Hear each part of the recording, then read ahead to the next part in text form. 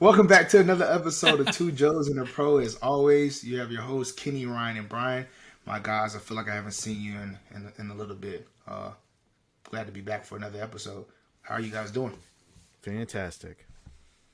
Ooh, that's the most energy I've ever seen from him. Yeah, I'm ready for After a this loss? episode. After a Smooth criminal. loss?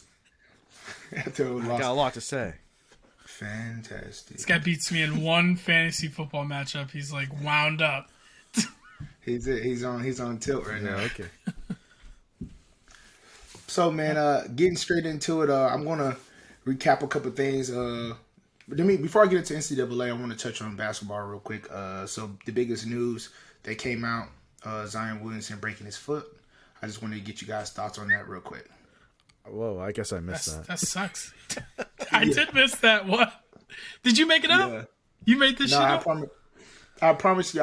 Before we came on, I saw it. They were talking about it on ESPN. Like he broke his foot. They were talking about like the impact of it. You know, him having a knee injury, then he having a hand, and then now he broke his foot, and then like how much velocity he has when he jumping off the ground and different things like that. So I threw one in there to see what you guys see. You're not on your toes. See, I had to see what you guys thought. Yeah, Homie, yeah. You know what? I'm sick of this man. I'm sick of him, man. All he does is get hurt. They're not even playing basketball. He's out there getting hurt. For a big dude, he's soft. Wow. I don't know if it's soft, but what did I tell y'all about the diet? We talked about this earlier when we first started, right? Episode 5 or something like that, or 4. We said he needs to get on a serious diet plan because regardless of what people think, that all plays a factor in health, man. Like conditioning, cardio, diet, what you eat, you know what I mean? Because whole time your body could have high inflammation or, your body could be off kilter. And if you don't have that proper dietitian to tell you like, listen, this is what's good for your body and bad, you can suffer. But yeah, Brian, what you think about that? Yeah, same thing. I mean, yeah, he's too fat for his frame. Sorry, that's just the way it is. At least for that sport, We can't say shit. Hey, I'm fat. He's fat. He's fat. So what? That's heavy. I'm not trying to play basketball, am I? You're right. You're right. You have a point in that aspect. Listen, he's a professional athlete. He's paid millions of dollars, and he can't get his weight down so he can stay healthy. Because this is for sure a result of him being too heavy. Like, it's a fracture of your foot. Obviously, it's because you're fat. That's just the way it is. Hey, man. Let me get to the next doggone thing because this man, Brian, is that you're fat. It's only because he's overweight. So I appreciate your thoughts on that, Brian. So getting into the second highlight for NBA, the NBA came out saying kind of similar to what NFL said. Players could lose their their game check if they're unvaccinated. And a lot of guys went on left or they were back and forth about who want to get vaccinated, who doesn't. And I thought that was pretty interesting. What how everything is going down that path. So. That's enough of that. We're not even going to touch on the vaccination stuff. Bro, you know what's crazy? Is the NBA. These players have so much power that the NBA I bet is going to back off of this. Because there are multiple players already saying that they don't care. They'll miss half the season. All their home games, they don't care. The one guy for the Magic said it. I forget his name. Jonathan Isaac. Yeah. I knew it was Isaac. But, and I think even Bradley Beal is talking like... he claims he has natural immunity because he already beat COVID. So he was like spitting facts to the media and they didn't like it. So it's not good enough, guys. Jonathan Isaac, actually, I just saw his interview today too. That was probably one of the most well-spoken interviews that I've seen. And it was like, not, oh yeah, I'm anti-vax or anything like that. He was hitting on both points to the level to where you couldn't even say anything because you're like, hey, this man really did his research. Right. So it's like, I'm just going to be quiet and go about my day, right? Because they were trying to give him all these crazy questions, and he was like, curve that. And was it another guy, Wiggins? Was it Wiggins? Andrew Wiggins? Yeah, Andrew Wiggins, yeah. Yeah, like he was on Golden State, right? Yeah. So I think he said... He actually got his okay. waiver denied, yeah. But he's like, man, I'm still going to get fighting it. So, yeah, that's the case on that. And then NBA PA said on top of that, if if the NBA tries to do that, that's a no-go for the season. Like, you might as well just cancel the season. We're not going to go back and forth with that. So that kind of wraps it up on that, right? Get into the NCAA last week. It wasn't a lot of things that was eventful besides NC State upsetting Clemson, where if you guys were following us on social media, I didn't have the guys there, but one third of Two Joes in the Pro was there live. We didn't even get an invite. Yeah, we really. get nothing. Listen, I found out with the rest of the people following you on Instagram. That's how I found out. I was like, oh damn. Oh, look, Two Joes in the Pro, honey. No text message. two Pro with no Joes, I'm saying. But that's just the first stop, guys. The reason why I say that is because you guys are following all these other sports podcasts, but they're not giving you guys, live updates from the source. You might as well call us the motherland because we're going to the source every time. That was the first stop on the trip. We got a few more stops going on this season. Y'all just stay tuned. Just know y'all getting prime time coverage from us. I'm just saying that. Anyway, for this week NCAA, let me go through quick on here. There's a couple top 10 matchups going on. Georgia plays Arkansas. Number 2, Georgia plays Arkansas. Number 8, Arkansas, which, if you were following us last week, Arkansas proved me wrong. I'm not going to say anything else about that till later. Number 12, Mississippi plays number 1, Alabama, and you guys already know what the Roll Tide is going to do. Lane Kiffin has nothing. You sure about that? No, I'm for certain. Like, okay. I'm so for certain that I will take the spread. I'll take the 14 every day of the week. It doesn't even matter. Okay. And then the game I'm most interested in is number 7, Cincinnati versus number 9, Notre Dame. Which Notre Dame has been just surprising people, but it's also Marcus Freeman, the defensive coordinator for Notre Dame, his reunion, because he left Cincinnati to go to LSU to then decline them and go to Notre Dame. So, yeah, that's my spill. I know that was a little. What about Maryland? But that's my spill. They're 4-0. I'm not really worried about Maryland. Who they play? Going against Iowa. They play Iowa. Yeah, number 5. They right? play. Yeah, they play Iowa. I think it's going to be a decent game because Baby Tua has been doing his part, right? He's been balling.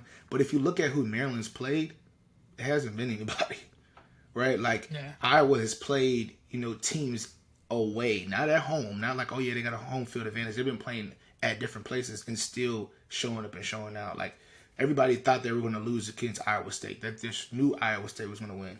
Smoked them. Mm-hmm. Bye. You know what I mean? So, I think the same thing happens against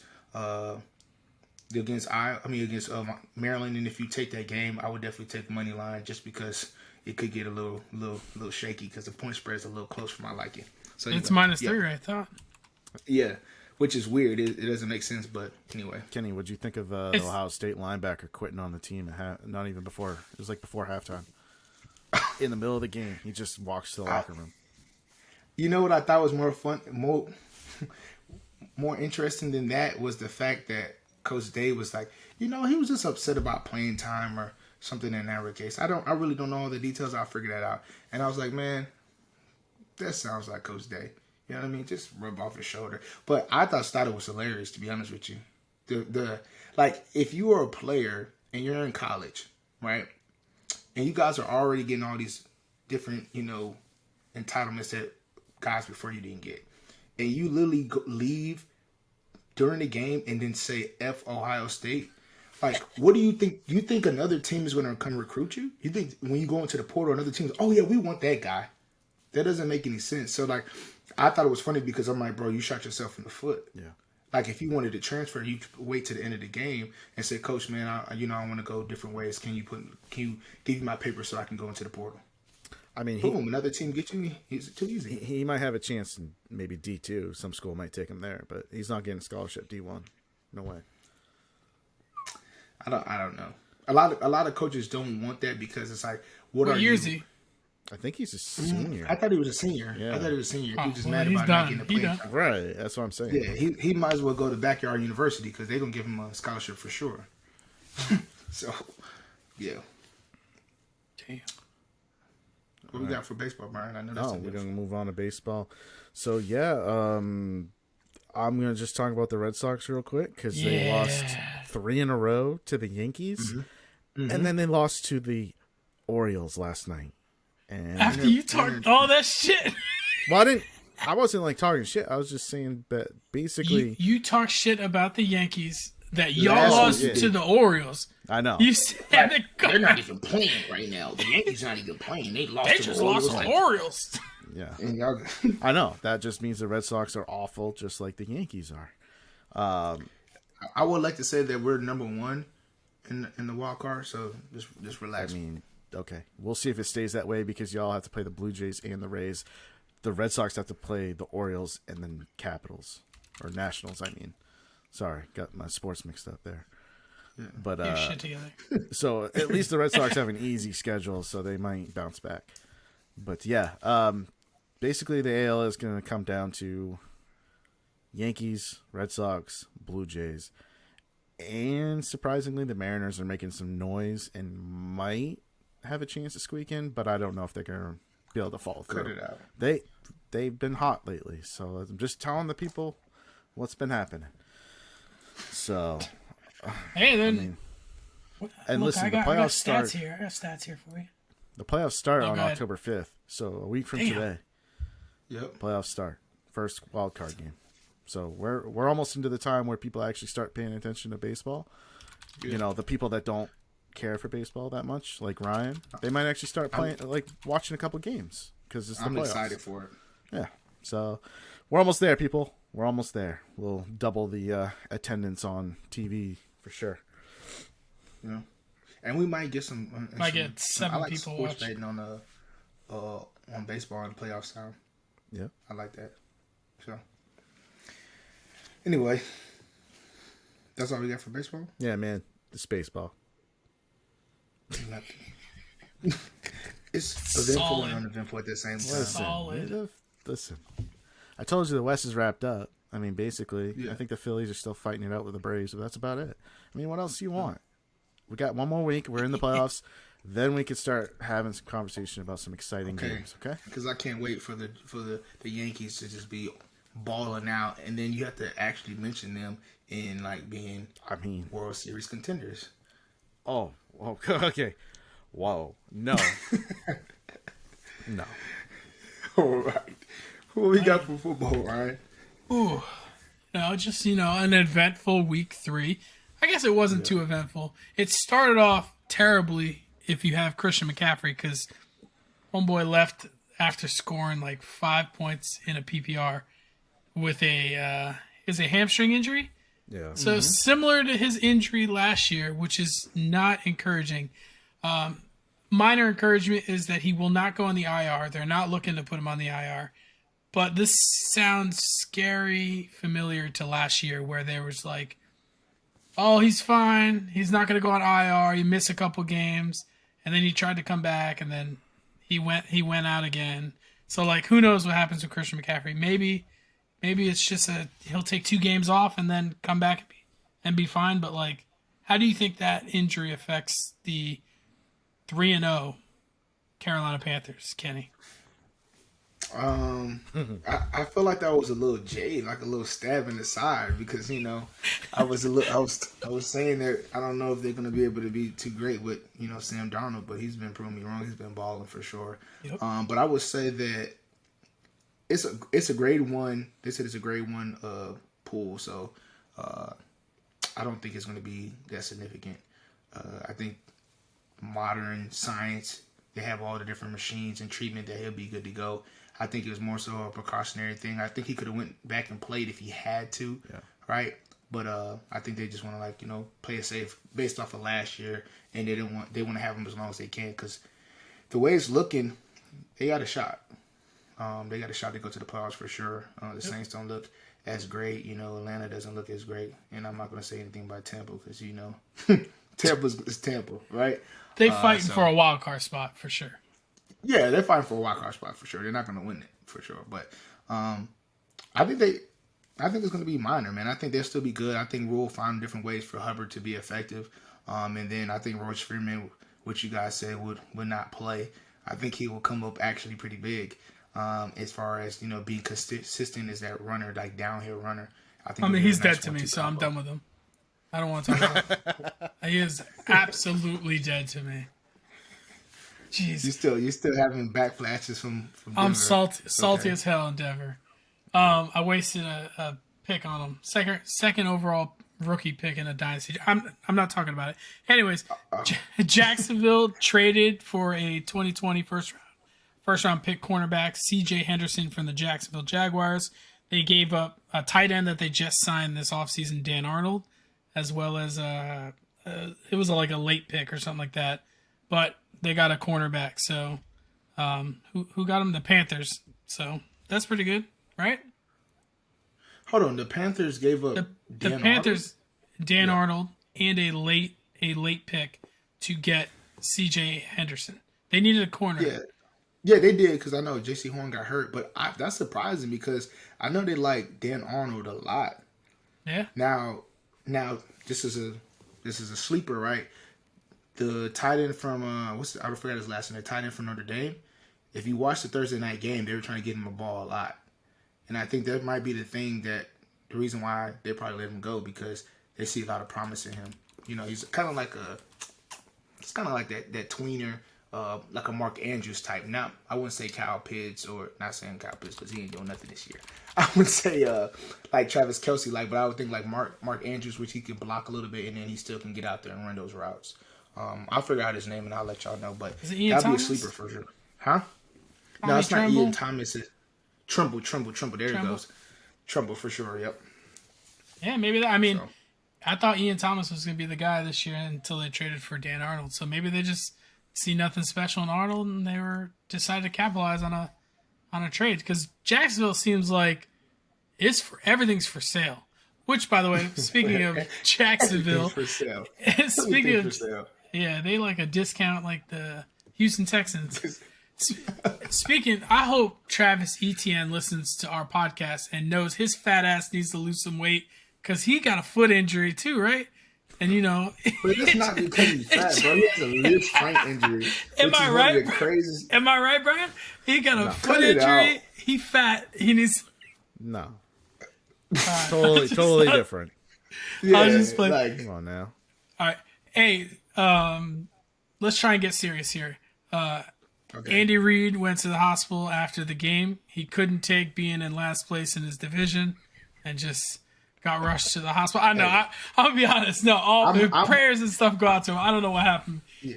I'm not gonna joke about that because that's my guy. He's an older man. So like I don't want anybody texting me like, Kitty, you thought that was funny? You thought you were gonna joke about Pops on the podcast? So I'm not I have no comment.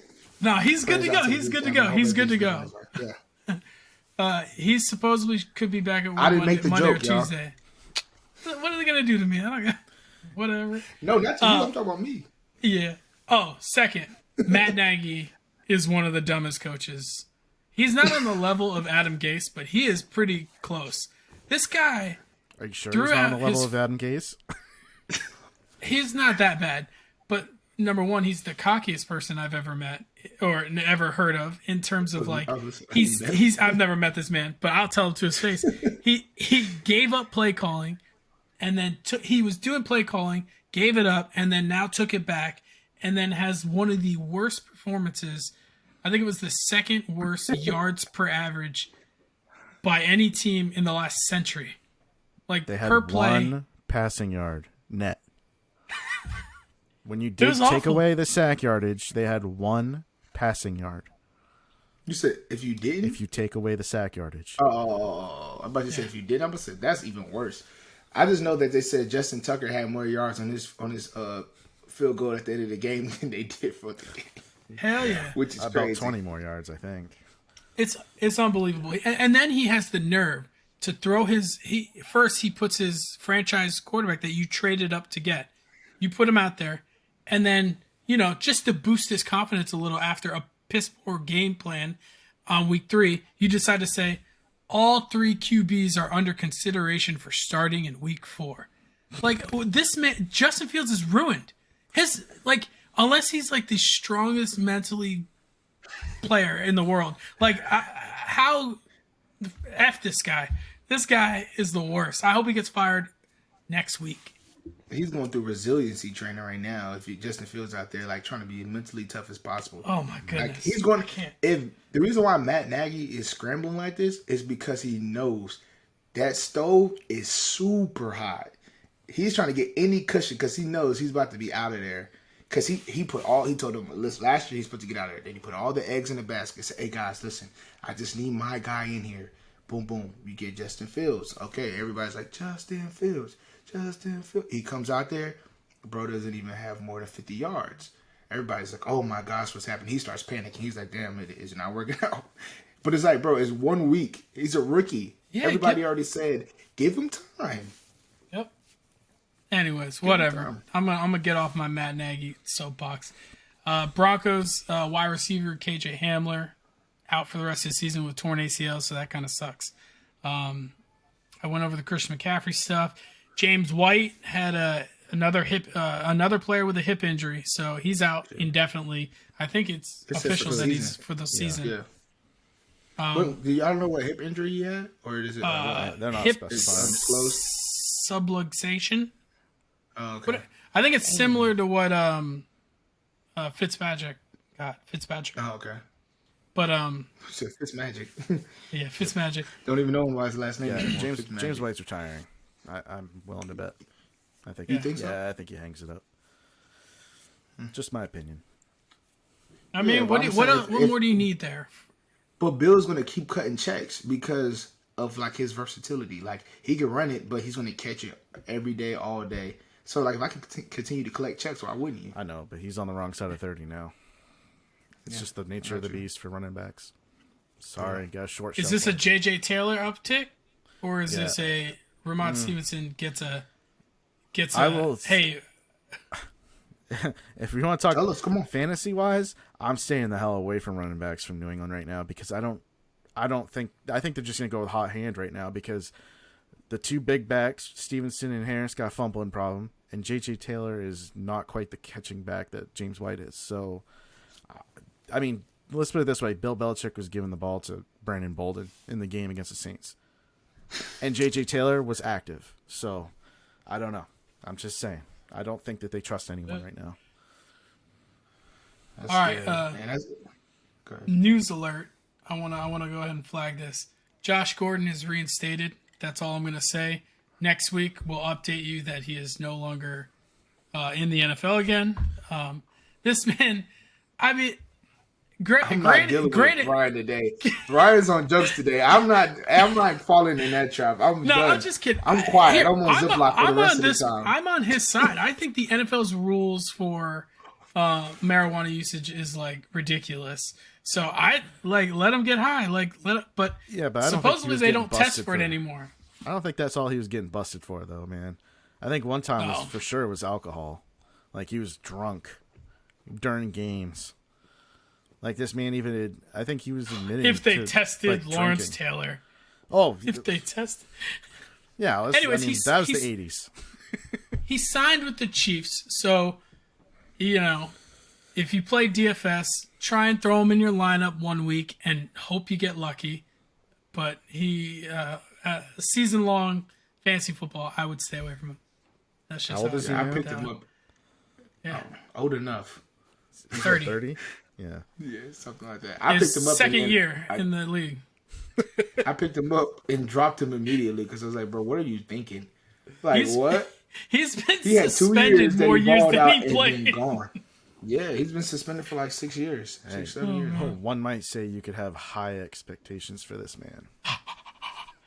Oh, man. All right, man. Okay. Hold on. I think I'm trying to run through.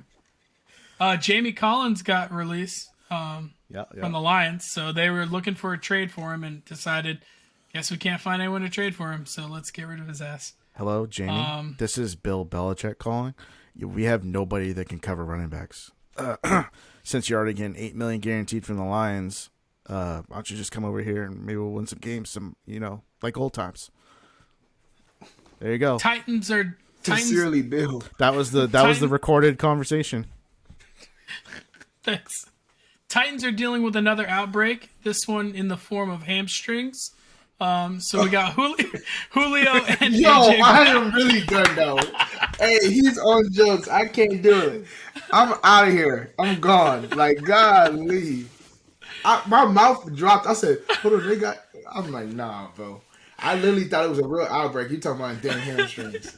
Get out of here. Yeah. So Julio and Aj Brown. Aj Brown played for like one series and then went out with a hamstring injury. Julio Jones balled out and played pretty well. So you thought you were in the clear. You're like, I got Julio. I'll be good to go. He's out. So we'll see if he plays this week. But right now he's on the injury report with a hamstring injury. I thought it said leg. It says hamstring right here. Unless NFL.com is going me wrong. Hamstring's part of the leg. Yeah, I thought it was lower leg. That's why I said when they said that. I thought it was a lower leg. And then I obviously know it's your hip bone is connected to your thigh bone. I got you. Is that how it goes? You never heard of that song? Yeah, yes, we got it. Dang, well, y'all didn't laugh. Y'all didn't laugh like it was funny. Sorry. All right, cool. Maybe if it was funny. Hey, and yeah, just shout out to Justin Tucker. You know, that opera singing kicker. Damn, man. Boomed a 66-yard NFL record kick. So it was amazing. And it hit the crossbar and like somehow an act of God made that ball go in. So that was pretty wild to see. So good, kudos to him. That's it.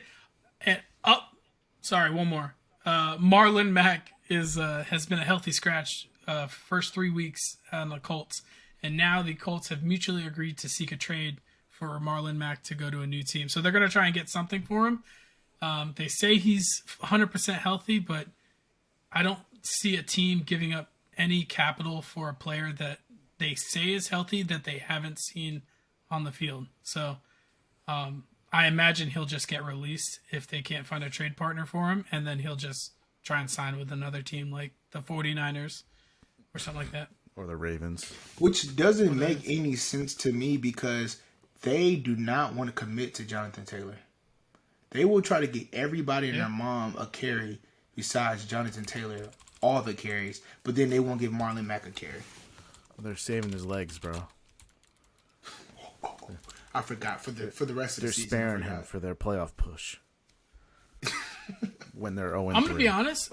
How many players have we seen come back from Achilles injuries? Like running backs. Like that's a pretty bad one to come back from. That was successful in the NFL. Yeah. In the NFL, Achilles injury that came back and was good. That's what scares me for a player like Cam Akers, who like you've invested some draft capital in for like dynasty purposes.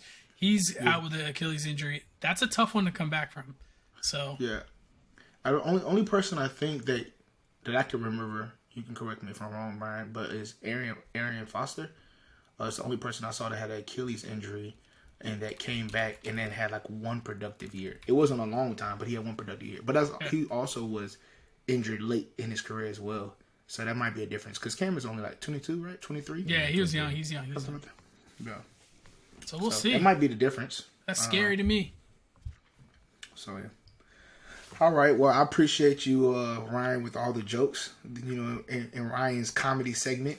So, normally we have a great debate, but I chose to just scrap the debate for this week and just call this the spotlight of Brian. We're just putting a spotlight on Brian to see what way is Brian going to lead. So for the topic for this week, we talked about it a few times. Tom Brady finally is playing against Bill Belichick. Not against the Patriots, against Bill Belichick. Right? It's like father versus son, right? Who is going to come out on the other side? And I really wanted to get you guys' output or thought process on like who do y'all think will win the game first of all, right? And then like whose legacy will greatly suffer from a loss or benefit from a win from here, Bill or Brady? So anybody can start. Yeah, Ryan can go ahead. All right. Okay. So a couple things. This is a big moment.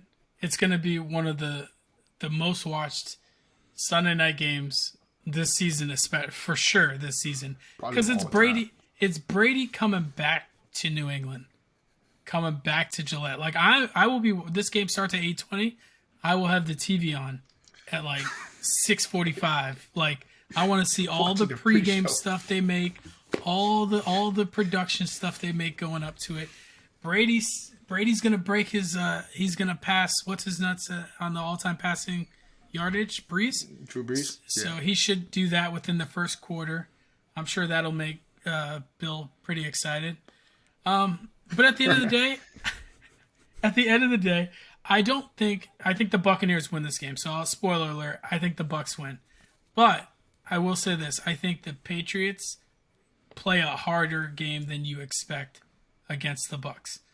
And I think it's a little closer, and what we've been waiting for Mac Jones to throw the ball downfield, I think Mac Jones will at least throw 2 touchdowns in this game, if not 3. Because I think they're going to let him, they'll get to the 5-yard line. They're not running the ball. They're making sure Mac Jones' stats look like he did well against Brady. So I think Bill knows that he's not going to beat Brady in this game, but he wants to make it so that it's going to be like the changing of the guard. It needs to be a close game. So I think a win in Belichick's corner is if this game's like a 7-point game or like a last possession kind of game. But if not, then it's just going to be a blowout and Bills. Brady already won. He won the Super Bowl last year. He proved he can do it without Bill Belichick. So Brady comes into this game not needing to really prove any. I don't need to beat this man to prove that I can do it without him because I already did that last year. Belichick needs to prove that he could beat Brady and be like, I made you and I know all your tricks and I'm going to destroy you. He's been game planning this since last year. So you would say that Bill has more relying on this game than Brady? 100%. I think this is more on Bill than it is on Brady. Before Brian goes on his tangent, right? I'm going to say that this game is going to be a damn massacre. Yes, I wish. The Tampa Bay Buccaneers are going to beat the dog snot out of the New England Patriots. Here's why. One, they got embarrassed last week. They played against the Rams, and McVay pretty much was doing the 1-2 step on them. Last week, it was not even. It didn't even look like they were two of the same teams. People were like, oh yeah, these teams you could see in the playoffs or the Super Bowl. No, it looked like Tampa Bay was just a completely team that wasn't even supposed to be out there. So they're gonna have that on their chest. The defense looked terrible. The offense looked okay, right? But they couldn't do nothing. The offensive line couldn't do anything with Aaron Donald last week. Jalen Ramsey was out there like he was playing in 7-on-7. Thought he was back in Jacksonville how he was looking last week, right? But with all that being said, my second point, when have you seen, Brady has, ever since he left Tampa, right, he's been a little bit more outspoken, right? But the fact that this man got T-shirts made, the fact that this man got a commercial that talking about returning to Foxborough, that tells you how much he wants to win this game. He's got me convinced. I'm with you, Kenny. Let's do it. The fact that I saw something that was saying that he worked with Adele to come with like a theme song or something crazy like that. What? And I was like, what? And I don't know if I saw it go across the feed. It could be propaganda, right? But I was like, if this is the case, he's making this like must-see TV.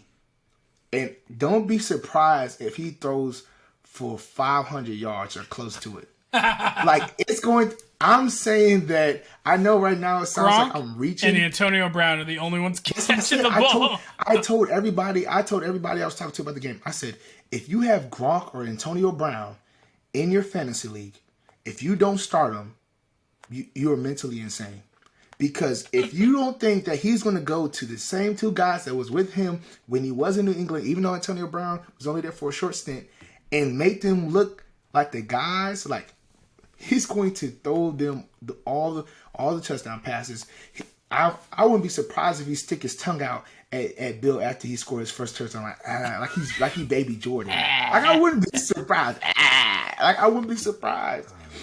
But those two reasons is why I think it's going to be a massacre. And I think Bill's going to try his hardest. I know he's going to scheme. In the beginning, it's going to look close, but when it's all said and done, it's going to get ugly. What if Brady and Gronk get a little nervous, kind of like Stockholm syndrome when you guys are when they're in the system of New England system, they're so oblivious to everything else, and they see Belichick and they get a little scared, Daddy's here, we don't want to get a whooping, and they just they just freeze up and they can't do it.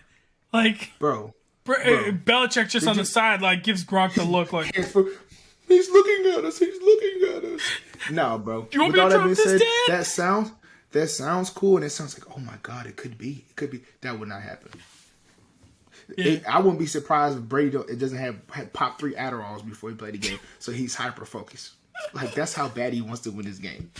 Go ahead, Brian. I'm sorry. Brian's being so patient. Yeah, go ahead. Let me sit back. Everybody, get your popcorn. Here we go. Just letting you get it out. You feel better?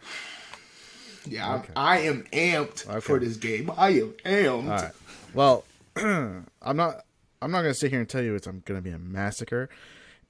Does Tampa win this game? Probably. But I think it's going to be a closer game, just like Ryan said. Belichick, I think, has been game planning for this for quite a while now. 2 years. Yeah, he's gonna throw the kitchen sink at Brady, and man, he wants this more than anybody right now. And it's definitely more important to him than it is Brady. Brady already won a Super Bowl without Bill Belichick, and you could argue, what has Bill Belichick done without Brady? And I'm not going to argue. I'm not going to argue there because you're not wrong. I would say that he got the rug pulled out on him in Cleveland, but because they were supposed to be Super Bowl contenders in '95, and then the team abruptly got sold, and then they just lost all their mojo. But other than that, really, he hasn't done anything without Brady. And I don't even count the 11 wins that he got with Matt Castle. They didn't make the playoffs. And that was with a team that had just gone undefeated. So I don't really give him credit for that either. So it's definitely more important for Bill Belichick's legacy. I'm not going to disagree with you there. But I definitely think this is going to be a close game. And the reason why is it's multifaceted. It's the Bucs have been terrible against the pass this year, right? All right, so I think Mac is going to have probably his best game yet. And it's only because the Bucs won't be hard to. Terrible. It's a low bar. It's a low bar because he's been pretty shitty. I know it hasn't been shitty. It's just he hasn't been given the opportunity to score in the red zone because they've had been very two-esque. Yeah, that's by coaching design. Here we go. But the secondary in Tampa, I think, is the worst in the league right now. Just wanted to point that out. Yeah, they just signed Richard Sherman, but sorry, his first week back, he's not going to be the Richard Sherman of before. So let's just calm down there. He's definitely an upgrade over what they have right now, though. I'll give him that. Let's see what else. Also, Tampa's defensive front. You think it's pretty good, right? Looks good on paper. Did you guys know they have the least amount of pressure in the NFL this year against quarterbacks? No, I didn't know that. So, yeah. So, New England's offensive line has been pretty bad this year. They've been facing a lot of pressure this year. Mac has had 22 quarterback hits so far this year, which is third in the league. So, he's been under fire all year, okay? I think that there will be a little bit less pressure in this game. I think JPP's doubtful for the game too. Yeah, old eight fingers might not be able to make it. As long as shout out JPP. As long as Ndamukong Suh doesn't get back there and stomp on his face, I think Mac Jones is going to be okay in this game. I think he'll be all right. He won't be under fire all the time. And also Todd Bowles likes to blitz a lot, which you would think is going to bring pressure, but it's going to play right into what New England wants to do. They want to throw quick passes.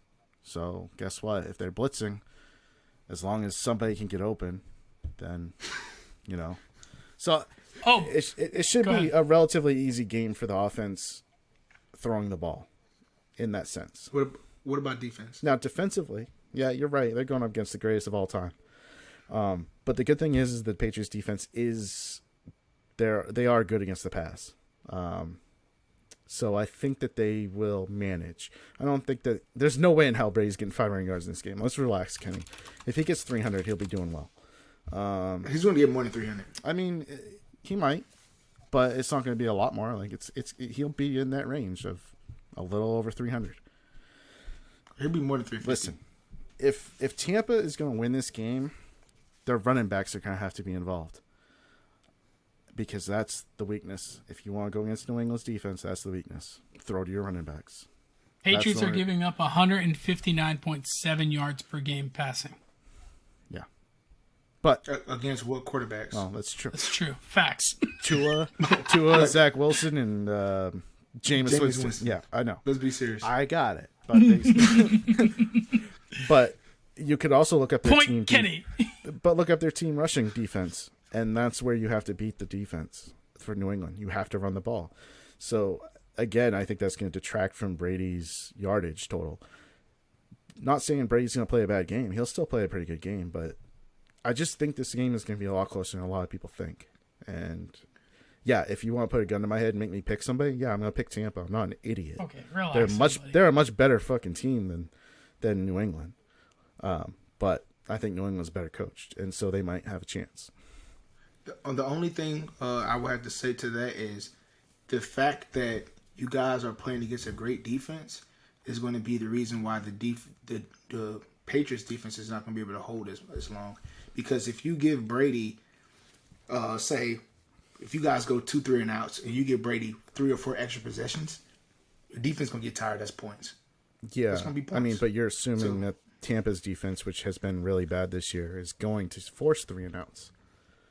It's not hard to do it, especially y'all. Your run game is terrible, right? And then your quarterback hasn't really showed us anything that makes you be like, all right, he's going to go out there and ball out. I'm not saying Mac Jones is bad. I think he's decent, but he ain't Justin Herbert. Okay, so he's not Joe Burrow from last year in the beginning, right? So without that being said, what are you going to do? Right? It's not like the linebackers can't guard. The linebackers can play underneath coverage pretty well. Right? The secondary is beat up from Tampa. I will agree with you on that. But how much separation do you think that Nelson Aguilar is going to get? Like, Jacoby Myers, we know he's going to be an underneath guy, right? But how much separation do you think Jacoby Myers is a must-start this week? Yep, 100% must-start. In fantasy. If that guy has 15 catches, I won't even be surprised. He'll have at least over 10 targets. At least. I mean, I think he's had over 10 targets a game going into this week. And with James White being out, like he's a must start. Trade for him. Listen, I'm just saying this is going to be a close game. And I think that, Bill's ready for this one. We're going to see the true New England game plan this week. And if we don't, then I will let you know. I'll be the first to tell you that the season is already over. If this isn't even remotely a competitive game, then it's over. Been done. See ya. No, it's not. All right. Well, I'm not going to disagree with you on that one. I just really wanted to hear your opinion, and I value your opinion, being the true Patriots fan that you are. So I won't badger you anymore about it. I'll let it be, and then we'll see what happens. Let me ask you this, Kenny. Let me ask you this from a different angle. Mm-hmm. If the Buccaneers lose, does this say anything about Brady versus Bill, in your opinion? I do. I think it does, right? In the fact of it, like, is it a mind control thing, right? Because it's like the asterisk that they put against, Patrick Mahomes. They say no matter what Patrick Mahomes does, he can break all the records. But they're going to say when it comes to him compared to Brady, he didn't beat Brady. So it's going to be the same thing. It's like, okay, when Brady comes, he can say, oh, he's a go. He beat everybody. There's nobody can stop him. But when he had to play against great old Bill, he couldn't get it done. So at the end of the day, it's still that mind control factor. So that's all I have to say. I mean, also, I agree. You have to acknowledge that the Patriots are playing. It's Bill versus Tom on this is a disadvantage for Bill because he's definitely got the lesser of a team. Yeah, of course. I mean, that's why I don't put a whole lot. This what shows it, right? Yeah. So that's what I'm saying. If it becomes a competitive game, or even if they win, then that should be enough to say that Bill still got his fastball, and it wasn't all Brady. Because I don't think it was all Brady. I think it was a great mesh of the two of them for how they won 6 in New England. It was a great mesh. I think at the end of the day, Brady took. This is what I'm always been team Brady. Like, I love Bill Belichick and all, but the guy took so many pay cuts or like team friendly deals every year. But every time, Bill's such a defensive guy. He's like, cool, I saved some money there. Let me throw it on the defense and maybe the offensive line. But other than that, like, Brady was never getting his like high value receivers. He was never getting like great targets, great weapons. He had to make do with what he had. So yeah, working for less, or get some guys that were on the tail end of their career, or had some domestic violence or some type of doggone issues that going on in the media and stuff, and then they're like, all right, cool, we'll get you on the discount.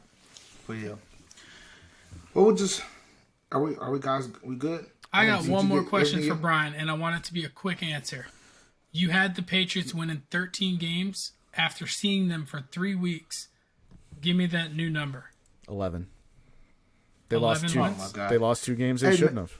Okay. They should be 3-0 right now. We're 3 weeks in. He's already dropped He's already dropped 2 games. Yeah, they have 2 losses, right? I had him at 9. We will follow up in 3 more weeks. We appreciate that. Let's get straight to Ryan's fantasy. Go ahead, Ryan. All right. Hey, by the way, it'll be week 6, and he'll be like, man, I got them at 4 wins. 4 wins. Go ahead, Ryan's fantasy. Go ahead. All right, Let's do it. So I'll go over some of the high total games this week. Some of the implied point totals. Here, I'll go over Kansas City versus Philadelphia Eagles. You're going to want people in this matchup. It's a 54.5 point over-under. If you bet the over last week, and Brian, we'll cover this later, but if you bet the over on Kansas City and the Chargers, my condolences for all your bets. But this Philly just got demolished against the Cowboys last week. They were actually doing pretty well against on defense until they played Dallas last week. So like I'm pretty sure they had like a high ranked defensive front in terms of fantasy. I think they were like number 1 against quarterbacks, and then Dak Prescott was like, "You haven't played someone like me," and then balled out. They also lost Brandon Graham. I mean, okay. Well, that's a big injury. So Kansas City, I don't know if Josh Gordon plays, but if he does play this game, maybe you throw a dart throw and try and get him on the lineup. I don't know. But I don't care. You're not going to have many opportunities to do it. Cardinals at the Rams is a 54.5 point over-under. That's going to be a shootout because Kyler's balling out every week, and the Rams are they look like a machine right now. They didn't skip a beat last week, and they were without their number 1 running back. But I don't think they really care. Cooper Kupp is absolutely insane. I think he only knows how to catch 2 touchdowns in a game. And some underrated games you might want to look at is like the Cowboys and the Panthers game. That's a 50.5 point over-under. And a game I'm staying away from that's a 48.5 point over-under that I think is going to hit the under is the underwhelming Atlanta Falcons against the Washington football team. I'm not a huge fan of Washington, even though Heineke is a sneaky start this week because Atlanta is not a very good defense, and they've just been underwhelming. But for some reason, I don't know what's going on with Matt Ryan, but they don't look good on offense. Like even against the Giants last week, they just didn't look great. Granted, they beat us, so that's a game I would stay away from. I want to add one player pick to that one. I would say, as you guys already know, Cordero Patterson's been balling out. In every game that you start from now on, if you need somebody to plug in, you can plug him in because literally, if it's not Ridley, it's him.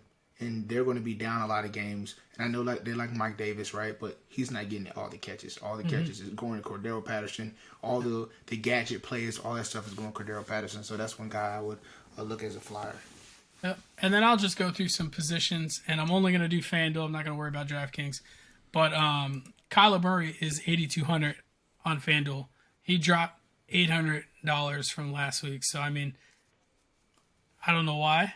Did he have like a poor performance? I don't think so. I mean, Rams. I get it, but like Kyler is a he doesn't really stay in the pocket. So like he's going to roll out. I just think he's going to be defense proof. So it might be a time to get him out there to put him in your lineup, and he's a little bit cheaper. And then players like Baker. Odell actually looked pretty good last week. Coming back from the ACL injury, he was running routes. I think he had like 10 targets. So I would be looking Odell's way. I like that. Running back position, I'm not a huge fan of the high volume players. Saquon looked pretty well last week. He looked like he was fluid. He played, I think, like 63% of snaps last week. So I mean, if you want to start looking Odell's way, he's going to need to catch the ball because our receivers on the Giants are all injured. So I think Saquon's going to get a lot of those like short dump off routes that someone like Sterling Shepard.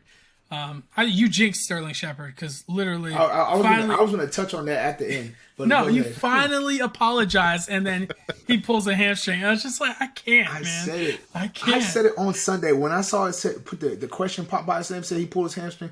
I said, how about that? As soon as I said, hey, man, I apologize, you've been healthy, your boy go pull a hamstring. Yeah. But Tony looks good, though. Yeah, so they are trying to get Kadarius Toney the ball a little bit more. I mean, the head coach came out and was like, listen, we spent a first-round pick on him. I want to see him a little more involved in the offense. If I'm being completely honest, and I don't want to turn this into a Giants segment, but, like, in all honesty, it's our creativity on offensive play calling is abysmal. And maybe that's a product of, like, Jason our Garrett, offensive coordinator, Jason Garrett. So, like, serious? it's really bad. So, unless we start doing something, I'm not too overwhelmed. Jonathan Taylor, I don't know when he's going to do something, but maybe throw a dart throw with him this week because his price is going down in FanDuel. Week 14, he'll do something. He's at 6,600 right now, but I mean, maybe start him because who are they playing? The Dolphins, I think.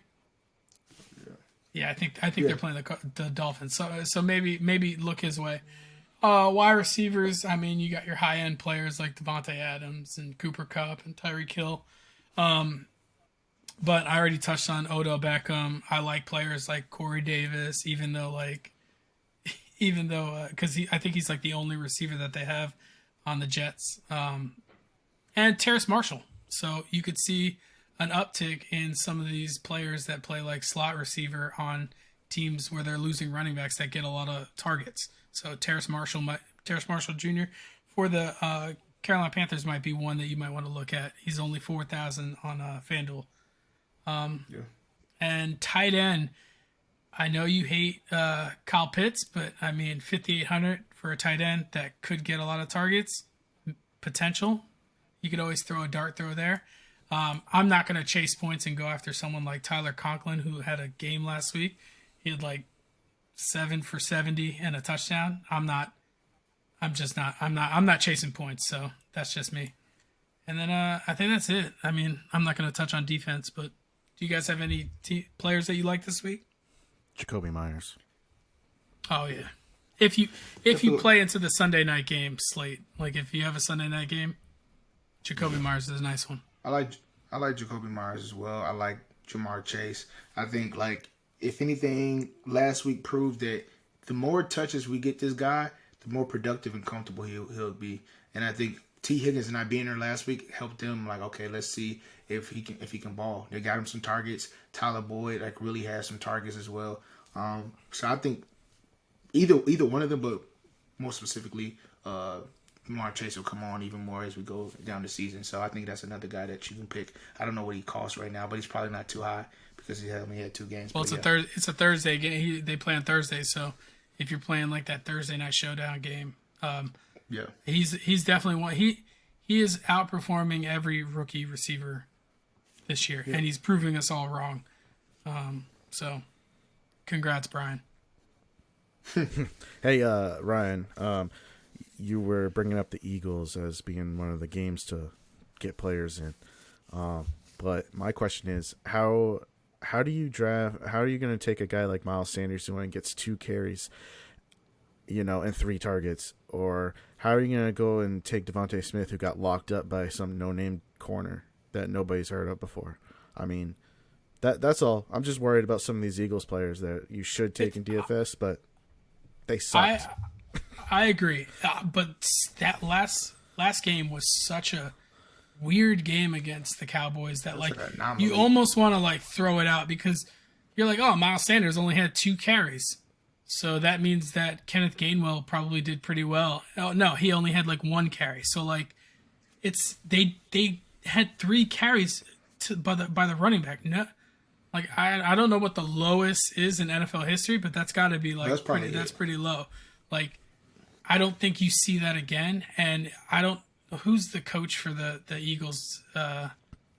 Whatever his name is, I don't even know. That's what's bad about it is like he made no halftime adjustments and was just like, I'm committed. It was a really poor game plan and they paid for it. You know what I mean? So I think I just throw it out and try and throw these players out there and hope that people are thinking like you and staying away from those players and they're low owned and then they do well. That's what I would do. Well, that's it for Ryan's Fantasies. We'll get into BK Bets, and I'm not going to hold you guys. Make me some money. Make me some money. I mean?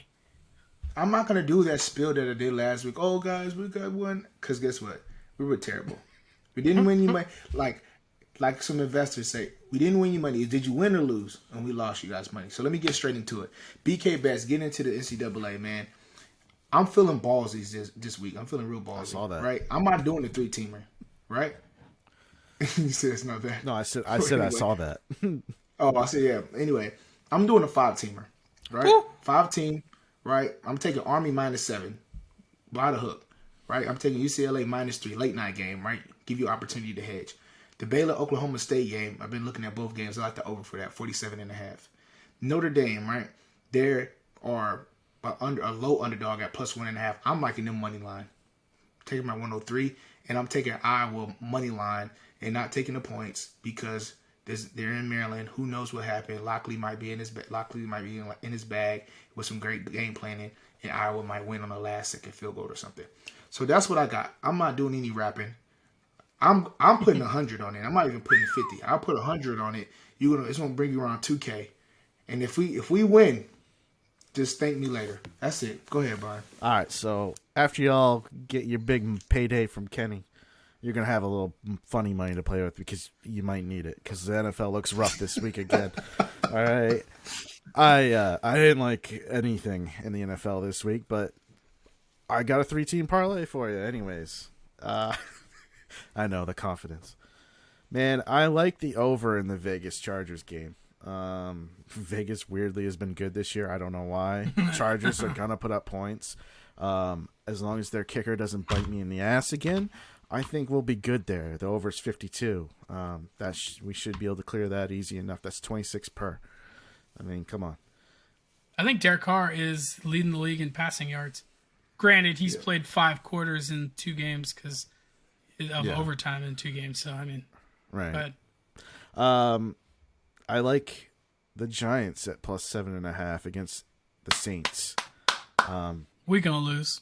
Listen, I know the Saints. They won by a good margin against the Patriots on the road, all that.